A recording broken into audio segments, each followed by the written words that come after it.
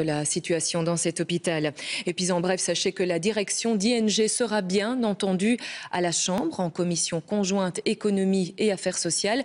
Le patron et les syndicats seraient entendus lors d'une première séance, peut-être cette semaine encore.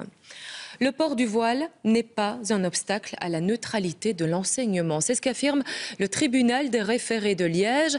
Éric Destiné, vous êtes en direct du palais de justice de Liège. Le tribunal a en fait donné raison à des étudiantes de la haute école de la province de Liège.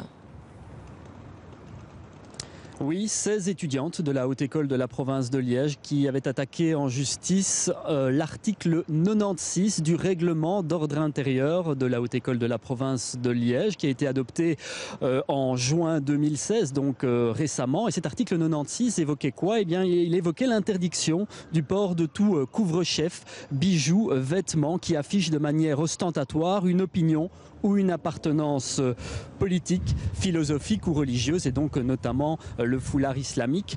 Et le juge a indiqué que ce point de règlement n'était pas une mesure nécessaire et proportionnée aux objectifs précis poursuivis par la Haute École dans ce dossier.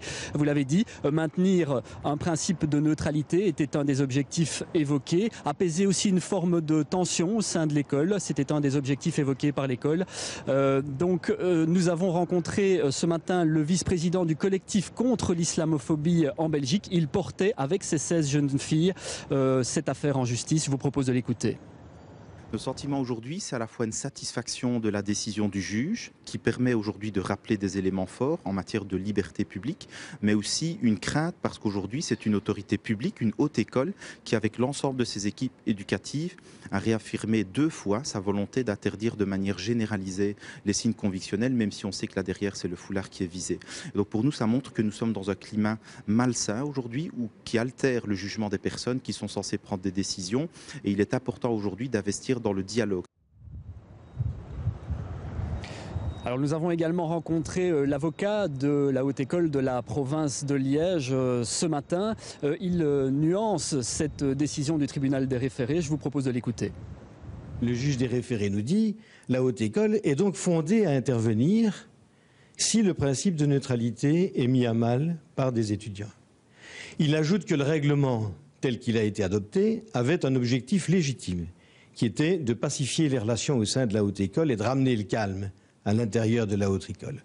Donc toute cette partie-là de l'ordonnance du juge des référés, elle me convient parfaitement.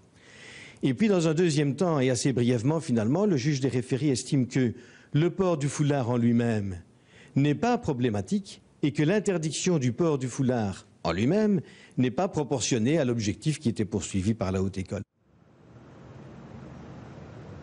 Voilà pour ce jugement. Précisons encore, Nathalie, que la Haute École de la province de Liège a la possibilité, éventuellement, de faire appel dans ce dossier. On suivra cela. Merci à vous, Éric. Un nouveau visage, un nouveau nom aussi dans le clair.